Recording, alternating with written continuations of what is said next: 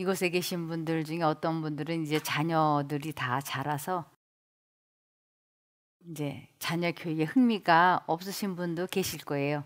그 어떤 분들은 또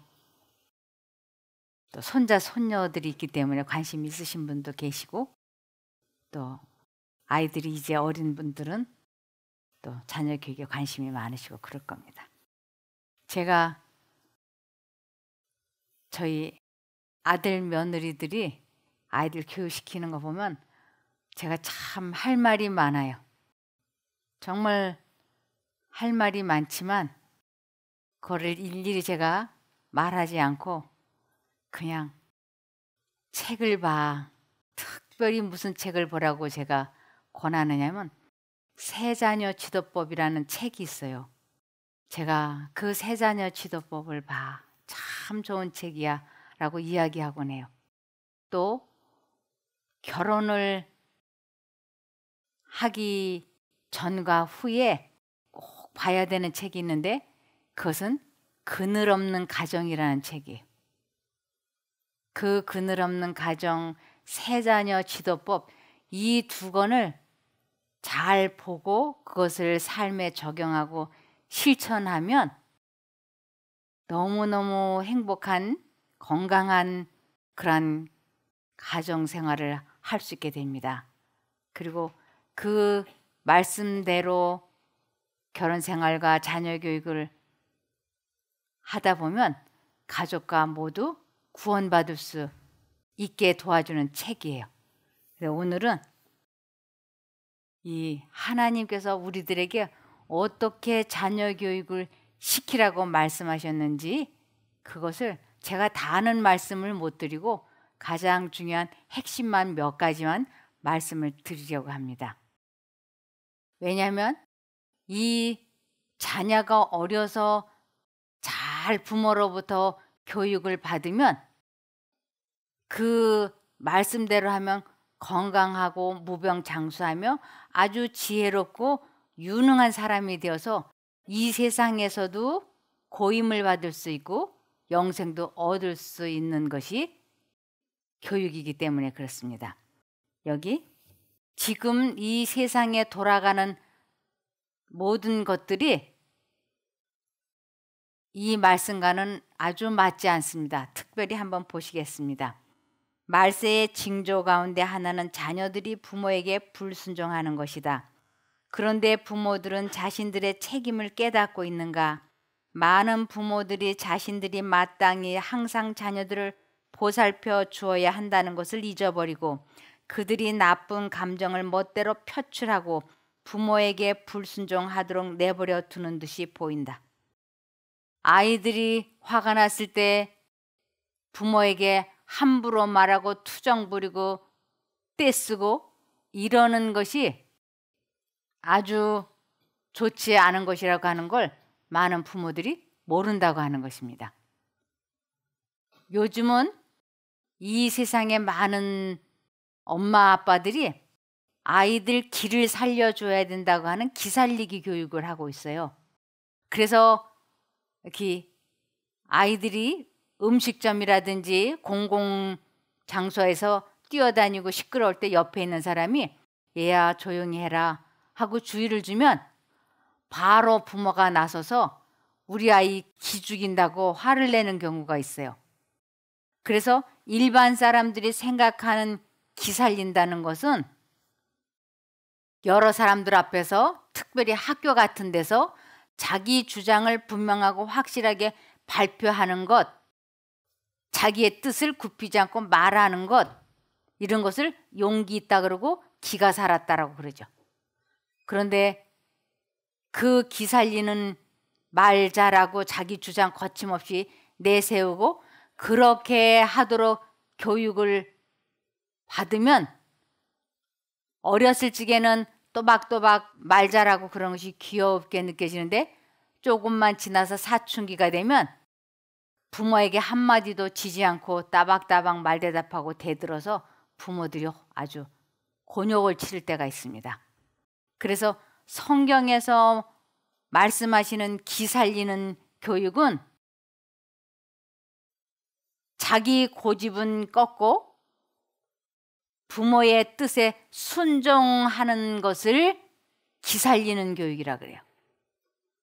그래서 어려서 아이에게 있어서 부모는 하나님과 같은 위치에 있기 때문에 아주 어렸을 때부터 그 부모에게 순종하는 것을 잘 교육을 받고 자라면 나중에 눈에 보이지 않는 하나님에 대해서 배우고 그 양심 가운데 말씀하시는 하나님의 음성이 들려올 때 쉽게 자기 고집을 꺾고 하나님의 뜻에 복종하고 살 수 있기 때문에 어려서부터 아이에게 자기는 죽고 하나님의 뜻에는 순종하는 그 기살리는 것을 하라고 하나님께서는 말씀을 하셨어요. 이것을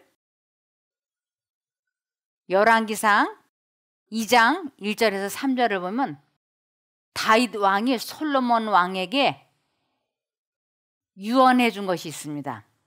그러면서 그 솔로몬 왕은 자기 아들이 아주 자기 대대 손손 왕권이 이어지기를 바랬어요. 그러면서 어떻게 하면 자자손손 왕권이 이어지고 그리고 만사형통하고 건강하고 행복하게 오래 잘 살 수 있는지를 솔로몬에게 유언으로 해준 말이 있습니다. 열왕기상 2장 1절부터 보시겠습니다. 다윗이 죽을 날이 임박함에 그 아들 솔로몬에게 명하여 가로되 내가 이제 세상 모든 사람의 가는 길로 가게 되었노니 너는 힘써 대장부가 되고 내 하나님 여호와의 명을 지켜 그 길로 행하여 그 법률과 계명과 율례와 증거를 모세의 율법에 기록된 대로 지키라. 그리하면 내가 물은 무엇을 하든지 어디로 가든지 형통할지라. 모세의 율법에 기록된 대로 지키라. 이것은 이 말씀에 순종하라 이런 뜻이죠. 그래서 눈에 보이는 하나님의 위치에 있는 부모에게 아주 어렸을 때부터 순종하는 것을 배우면 나중에 성인이 되어서도 아주 하나님의 뜻에 순종을 쉽게 할 수 있기 때문에 자녀들에게 무엇보다도 중요한 것이 부모에게 순종을 가리키는 것입니다. 그래서 자녀들은 주님의 기업이다. 그러므로 부모들이 주님의 법도를 지킬 수 있도록 만들 수 있는 훈련을 자녀들에게 시키지 않으면 그들은 엄숙한 의무를 등한히 하는 것이다. 자녀들이 야비하고 거칠고 예모가 없고 불순종하며 감사하지 아니하며 거룩하지 못하며 조급하며 자고하며 쾌락 사랑하기를 하나님을 사랑하는 것보다 더하는 자가 되게 하는 것은 하나님의 뜻도 아니요 목적도 아니다. 성경에는 이러한 사회의 상황은 말세의 징조가 된다고 말하고 있다. 지금 이 말세의 징조가 자녀들이 부모에게 불순종하는 시대라고 말씀하고 있습니다. 그래서 잠언 29장 15절입니다. 매와 꾸지람은 지혜를 얻게 해주지만 자기 생각대로 하도록 버려둔 아이는 그 어머니를 부끄럽게 한다. 자기 생각대로, 이 자기 고집대로, 자기 마음대로, 자기 임의대로 하도록 기가 한껏, 이 세상 기가 한껏 살아있는 그러한 아이는 어머니를 부끄럽게 한다고 하는 것은 그 어머니를 평생 동안 마음고생을 하게 한다라는 뜻입니다. 그래서 디모데후서 3장 1절부터 보시겠습니다. 말세에 어려운 때가 있으리라는 것을 잊지 마시오. 그때에는 사람들이 자기를 사랑하고 돈을 사랑하며, 이 자기를 사랑하고 이것은 고집이 세워서 절대로 자기 주장을 꺾지 않는 것을 의미하는 것입니다. 돈을 사랑하며 뽐내고 교만하고 하나님을 모독하고 부모에게 순종하지 않을 것입니다. 그들은 감사할 줄도 모르고 거룩하지도 않으며 사랑이 없고 용서하지 않고 남을 헐뜯고 자제하지 못하며 사납고 선한 것을 싫어하고 배반하고 조급하며 거만하고 하나님보다 쾌락을 더 사랑하고 겉으로는 신앙심이 있는 듯이 보이지만 그 능력은 거부할 것입니다. 그대는 이런 사람들과 같이 되지 마시오. 지금 이 세상에 사람들의 상태가 이와 같다고 하는 것입니다. 우리는 어린이들을 위하여는 불행한 시대에 살고 있다. 맹렬한 조류가 멸망으로 향하여 내려가고 있는 바, 이 조류를 거슬러 나가며 거기에 휩쓸리지 않기 위하여는 아이의 경험과 능력 이상의 능력이 필요하다. 일반 청년들이 사단의 포로가 된 듯하며 사단과 그의 천사들은 그들을 확실한 멸망으로 인도하고 있다. 사단과 그의 군대는 하나님의 정부에 대항하여 싸우고 있으며 사단은 마음을 하나님께 바치고 당신의 요구에 순종하기를 원하는 모든 사람들을 그의 유혹으로 괴롭게 하고 굴복시켜서 그들이 낙담하여 싸움을 포기하게 하도록 힘쓸 것이다. 제가 요즘에 와서 세상을 봐도 아이들을 키우기에는 너무 어려운 시대다라고 생각이 됩니다. 너무나 어려운 시대예요. 제가 아이들을 키울 때만 해도 지금처럼 힘들지는 않았어요. 지금은 컴퓨터를 통해서, 인터넷을 통해서 아이들이 봐서는 안 되는 것들을 너무 빨리 많이 보는 것이에요. 핸드폰이라고 하는 것을 통해서 보아서는 안 되는 것들을 너무 자주 익숙하게 보아서 아이들이 아닌 거예요. 제가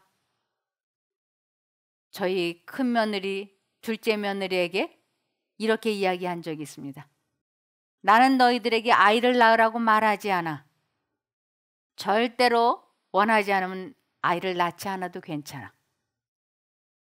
지금은 시대가 아이를 키우기에는 그 아이들이 부모 말에 잘 순종을 하고 그래서 부모와 함께 행복하고 건강하게 잘 살다가 천국에 같이 가기에는 이 세상이 너무 악하기 때문에 너희가 아이를 낳지 않는다고 하면 나는 낳으라고 하지 않는다. 그러니 잘 심사숙고하고 아이를 낳도록 해야 한다 하고 제가 두 며느리에게 아주 진심으로 말했어요. 그러면서 아이를 낳기 전에 세 자녀 지도법을 잘 보고 이 시대를 잘 파악하고 그리고서 아이를 낳을 것을 결정을 해야 돼. 이 책을 꼭 봐야 돼 하고 간곡하게 제가 이야기했어요. 그런데 며느리들이 임신을 하더라고요. 어머니 저 임신했어요. 그런데 선뜻 아이고 얘 잘됐다 축하한다 이 소리가 안 나오는 것이. 야, 이 아이를 잘 키워서 천국에 데리고 가야 되는데 그게 쉽지 않을 텐데 어떡하지? 이렇게 근심이 되는 거예요 저에게. 그래서 제가 며느리 보고 책을 많이 봐야 돼. 기도를 많이 해야 돼. 그리고 작은 며느리 큰 며느리들에게 또 이야기했어요. 둘째는 잘 생각해보고 안 낳아도 괜찮아. 제가 그랬어요. 안 낳아도 괜찮아. 그랬더니 이 두 며느리가 제 눈치를 이렇게 보면서 어머니는 아이 낳는 거를 원치 않으시는 것 같아요. 그래. 그래서 제가 아무 말도 안 했어요. 근데 둘이 또 임신을 했어요. 하나씩 더. 그러면서 어머니 저 임신했는데요. 성별을 뭘 원하세요? 그래요.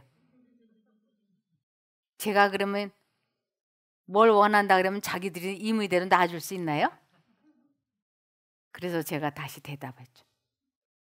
성별 중요하지 않아. 천국에 데려가느냐 아니냐 그것만이 중요한 것이지 아들이면 어떻고 딸이면 어떠냐? 알겠습니다. 그래. 그리고 지금 두식 아이들을 키우고 있어요.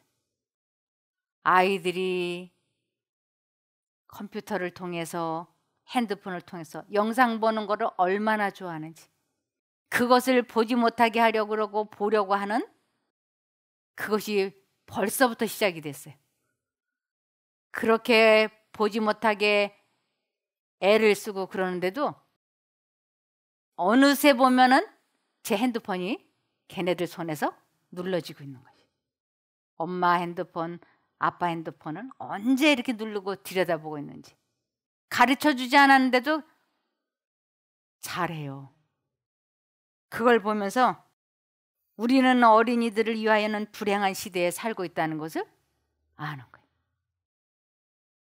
지금 초등학생들이 봐서는 안 되는 것들이 그 같은 반 학생들이 가지고 온 핸드폰으로, 컴퓨터로 별별 것을 다 보잖아요. 그러면서 저는 며느리들에게 무엇보다도 자기 부모의 뜻에 순종하는 그 순종 교육을 잘 시키라고, 그것이 아이가 구원을 받느냐 못 받느냐 하는 절대적인 것이라고 강조를 하곤 하죠. 그것이 5번째 계명이에요.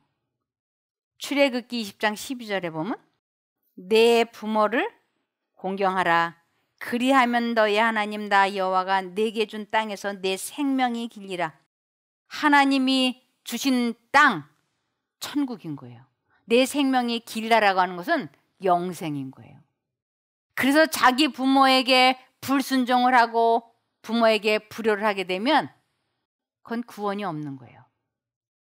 그런데 그 부모에게 순종을 하고 부모에게 효도를 하는 것은 하나님과 연합이 되었을 때, 하나님을 마음에 모셨을 때 진정한 효도가 시작되는 것이기 때문에, 그래서 첫 번째부터 네 번째 계명은 하나님과 사람이 하나로 연결되는 것을 의미하는 것이에요.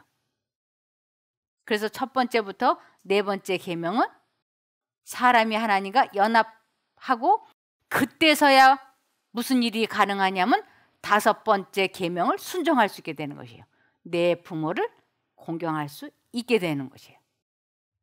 그래서 내 부모를 공경하게 되는 것은 사람의 마음으로 되는 것이 아니고 하나님의 마음으로 되는 것이기 때문에 하나님께서 4번째까지 계명, 그 이후로는 5번째부터 10번째까지는 사람과의 관계, 도덕적인 것을 말씀하고 계시는 것입니다.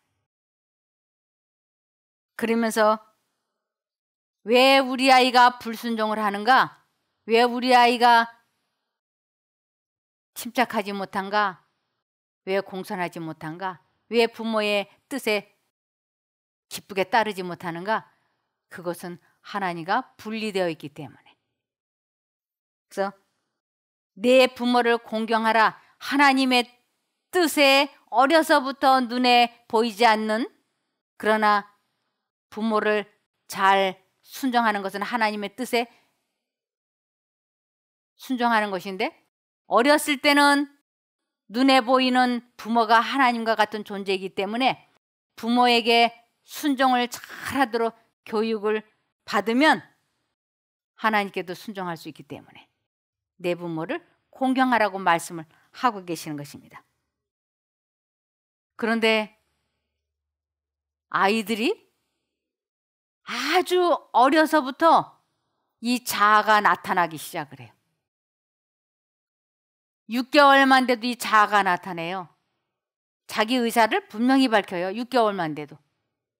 돌만 돼도요, 싫어 좋아하는 언제 그렇게 배웠는지. 그래서 자기가 먹고 싶어 하는 거 부모가 좋지 않다고 달라 그러면 안 줘요. 그리고는 어딘가 푹푹 기어가 갖고 숨어서 그걸 다 먹고 나타난다니까요.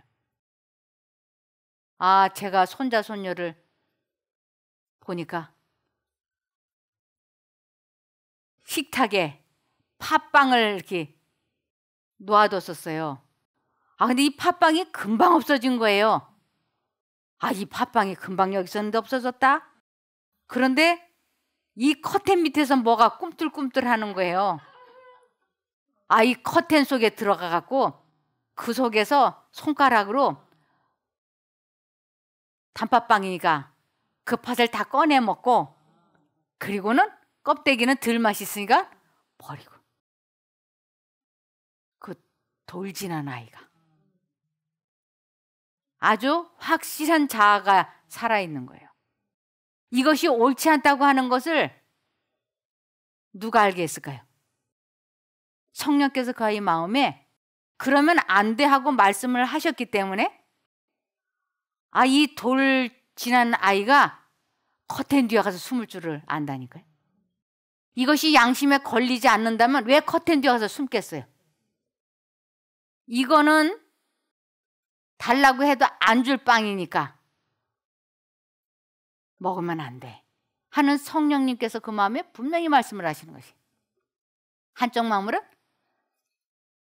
저 속에 맛있는 게 있으니까 커튼 뒤에 가서 숨어가지고 그걸 다 파먹어야 돼, 이 두 생각이 들어왔을 때 이 아이는 재빨리 이제 돌진해서 띠뚱띠뚱 하잖아요.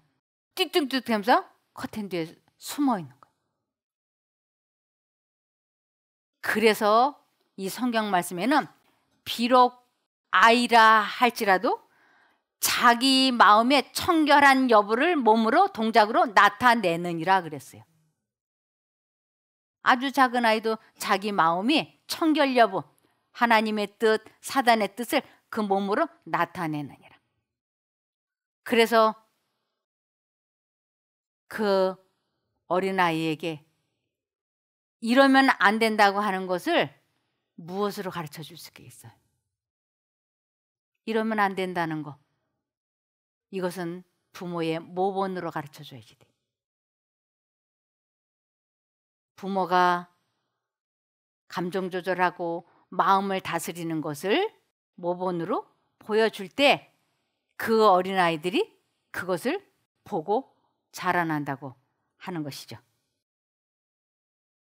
그래서 잠언 23장 25절에 내 부모를 즐겁게 하며 너 낳은 어미를 기쁘게 하라.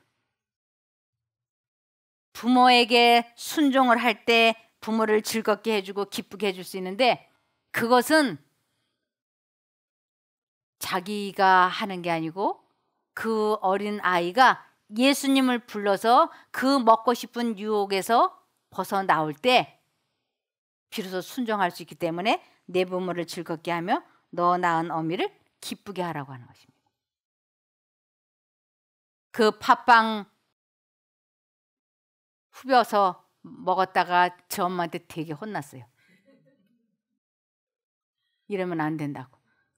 그래서 눈물을 막 툭툭툭 흘리면서 그런 거 몰래 그렇게 훔쳐서 커튼 뒤에서 먹으면 이제 이렇게 얻어맞는다는 그것을 아이가 엉덩이를 얻어맞으면서 이제 배우는 거예요.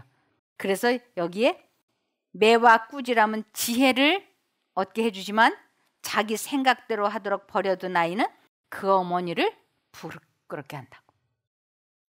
너 이러면 안 돼 하고 그때는 엉덩이를 아주 따끔하게 때려줘야 되는데, 그냥 어머 얘 좀 봐, 아유 그래 귀여워서 그냥 막 웃고 그냥 넘어가 버리면 이 아이는 이렇게 해도 되는 건 줄로 아는 것이에요.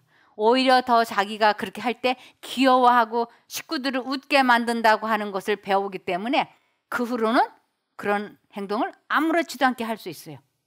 그래서 그 아이 양심 가운데 이러면 안 되라고 하는 성령의 음성이 들린 것과 엄마가 해서는 안 된다라고 하는 것이 딱 맞을 때, 그때 그렇게 순종하지 않으면 엉덩이가 아프다고 하는 것을 아이에게 매를 들어서라도 꼭 가르쳐주라고 말씀하시는 것입니다. 그래서 신명기 6장 5절에서 8절을 보시겠습니다. 여러분은 마음을 다하고 정성을 다하고 힘을 다하여 여러분의 하나님 여호와를 사랑하십시오. 하나님을 사랑한다라고 하는 것은 순종하십시오라는 뜻이에요. 그래서 양심 가운데 하나님께서 말씀을 하실 때는 최선을 다하여 순종을 하라고. 그런데 어떻게 순종을 하는가? 사람의 힘으로는 순종을 못하니까 하나님을 불러서 그분이 주시는 능력으로 순종을 하라고. 이것을 자녀에게 꼭 가르쳐 주라고 하는 것이, 이것을. 6절에 그리고 오늘 내가 여러분에게 전하는 이 말씀을 언제나 잊지 말고 여러분의 자녀들에게 부지런히 가르치십시오. 여러분은 집에 있을 때나 길을 갈 때나 잠자리에 들 때나 아침에 일어날 때나 이것에 대하여 항상 이야기하십시오. 항상 이렇게 하면 똑같은 말 하면 안 되잖아요. 이것은 행동으로, 모범으로, 삶으로 보여줘라, 이런 의미예요. 그래서 여기 길을 갈 때나 잠자리에 들 때나 아침에 일어날 때나 이런 것은 아이들과 24시간 같이 있잖아요. 그래서 그 아이들이 엄마가 잠잘 때 일어날 때 24시간 같이 있으면서 엄마 아빠가 어떻게 하나님의 뜻에 순종을 하시는지를 옆에서 보고 그것을 배울 수 있다는 것입니다. 또 여러분은 그것을 손에 메어 달고 이마에 붙여 항상 생각해야 합니다. 이마에 이 책 모양을 만들어 붙이라는 게 아니고 이 말씀을 머릿속에 항상 집어넣고, 그것은 너희 안에 이 마음을 품으라, 곧 그리스도 예수의 마음, 이 성경 말씀을 항상 이마에 마음속에 간직하고 있으라고. 손에 메어달고, 이것은 먼저 머리에 하나님의 말씀을 묵상하고 있으면 행동이 자연스럽게 따라가게 되는 것입니다. 그래서 손, 이것은 행동, 언행 이런 것을 의미하죠. 여러분, 제가 8살, 10살, 12살 된 아이들과 이렇게 대화를 나눠봤어요. 그랬더니 놀랍게 그들이 하나님에 대해서 알고 싶어 해요. 제가 8살 된 아이에게 물었어요. 내가 이 세상에 왜 태어났는지 아니? 그랬더니 고개를 사르르 흔들어요. 11살 된 손자에게도 물어봤어요. 너 이 세상에 왜 태어났는지 아니? 모르겠대. 너 왜 사니? 그것도 모르겠대. 너 뭐 하고 싶으니? 너 나중에 무엇이 되고 싶으니? 그것도 모르겠대. 그들이 내가 이 세상에 왜 태어났는지 무엇 때문에 사는지를 모르는데 내가 나중에 무엇이 되고 싶다라고 말할 수 없는 거예요. 왜냐하면 가장 중요한 내가 왜 태어났는지, 무엇 때문에 사는지를 아는 사람이 나는 무엇이 되겠다라고 결심할 수 있는 것입니다. 지금 내가 인생이라고 하는 기차를 왜 탔는지도 모르고 종착역도 모르는데 내가 도중에 어디 가서 내리겠다라고 말할 수 없잖아요. 그런 어린아이들에게 내가 이 세상에 왜 태어났고 무엇 때문에 살아야 되는지, 그리고 나의 이루어야 되는 목적이 무엇인지를 분명하고 확실하게 그 어린아이들에게 가르쳐 줄 수 있어요. 여기 보시겠습니다. 8세, 10세, 12세 가량의 어린이들은 개인이 신앙 문제에 대하여 이야기할 만한 나이가 넉넉히 된 것이다. 그대의 자녀들이 회개하여 진리를 믿을 만한 나이가 될 미래의 그 어느 시기를 기약하면서 자녀들을 가르치지 말라. 합당하게 교육시킨다면 매우 어린 아이들이라도 그들의 죄인된 형편과 그리스도로 말미암아 구원의 길에 대한 바른 견해를 가질 수 있을 것이다. 제가 우리 손자에게 그것을 확실하게 이야기해 줬어요. 내가 이 땅에 태어난 것은 품성이 예수님을 닮아서 천국에 가서 예수님과 영원히 살려고 이 땅에 태어나서 70년 내지 80년 사는 동안에 하나님과 하나가 되는 훈련을 해야 되는 거야. 그것이 안 되고 있으면서 이 세상에서 공부를 아무리 잘해도 이 세상의 모든 재물을 다 갖는다 할지라도 하나님과 연결되지 않고 살다가 죽으면 그냥 한 마리의 짐승이 태어났다가 죽는 것과 다를 바가 없다.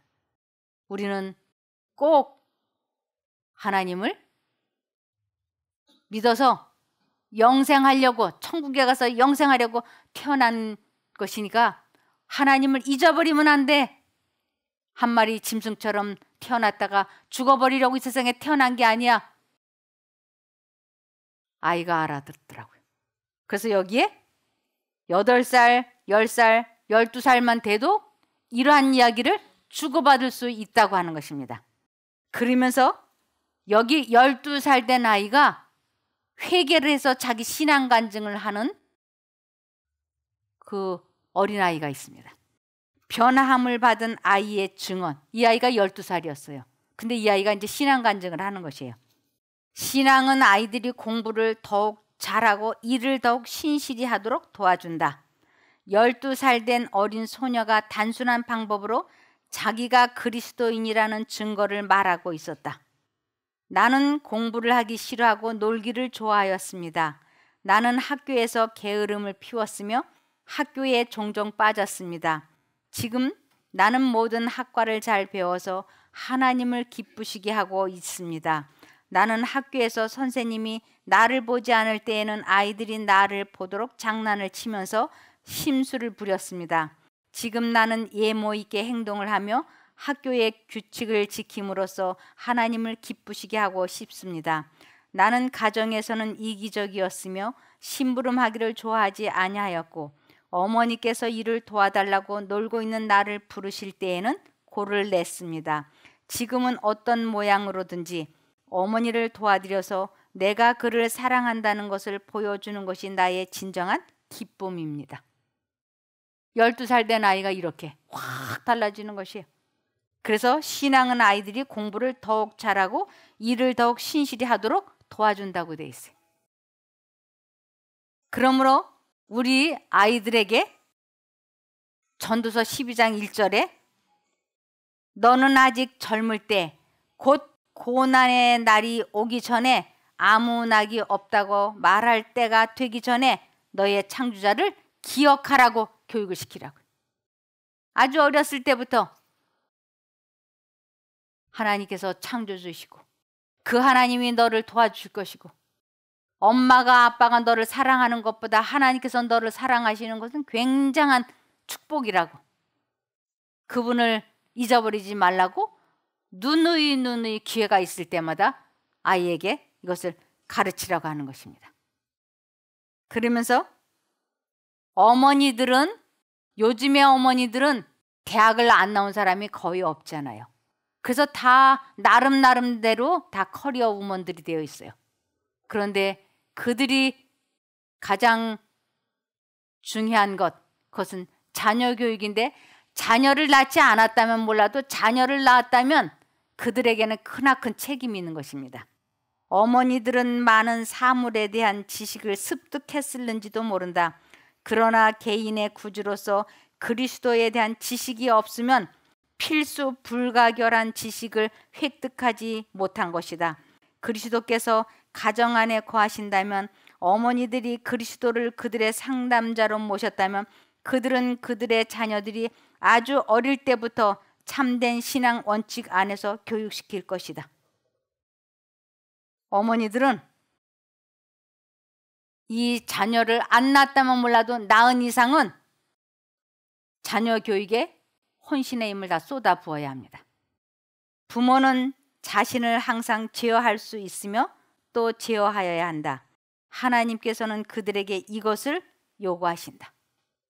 부모가 자녀들에게 보여줘야 되는 첫 번째 모범은 자기 감정 조절을 하고 마음을 다스리는 것을 아이들에게 모범으로 보여주라고 하는 것입니다.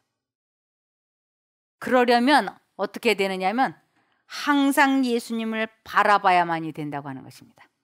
부모들이여, 모든 영적 정력과 활력을 그대의 어린 양무리를 구원하는 일에 활용하라. 내가 전공했으니까 나의 이 귀한 전문 지식을 사장시키는 것이 아까워서 나는 직장을 다녀야 되겠다. 그리고 아이를 다른 사람들에게 맡겨놓고 직장 생활을 요즘 많이들 하고 있죠.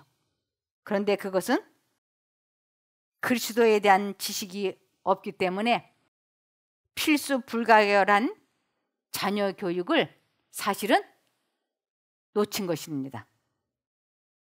그래서 이사야 26장 3절에 보면 주께서 그의 마음이 주께 머무는 자를 평강의 평강으로 지키시니 이는 그가 주님을 의지하기 때문이다.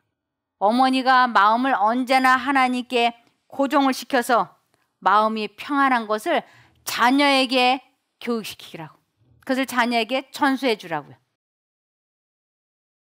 우리들이 먼저 내 마음을 다스리고 그리고 우리 자녀들에게 마음을 다스리는 것을 제대로 가르쳐 주는 것.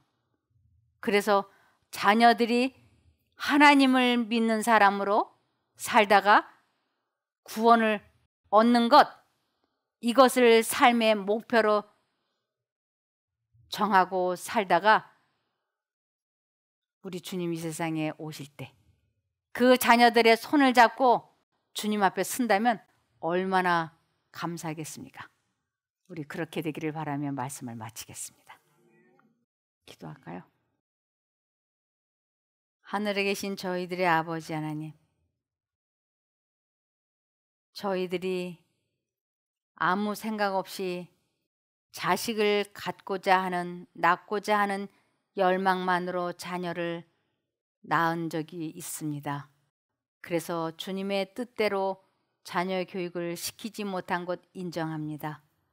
그러나 이제 이러한 것을 배웠으니 하나님의 도우심으로 부모가 보여야 될 마땅한 모본을 다시 잘 보일 수 있게 도와주시옵소서.